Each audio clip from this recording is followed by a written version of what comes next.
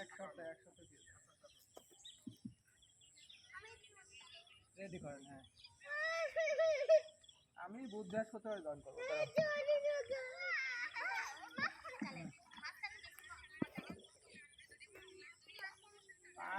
5 লাখ তুললে 10,000 করে কাটবে।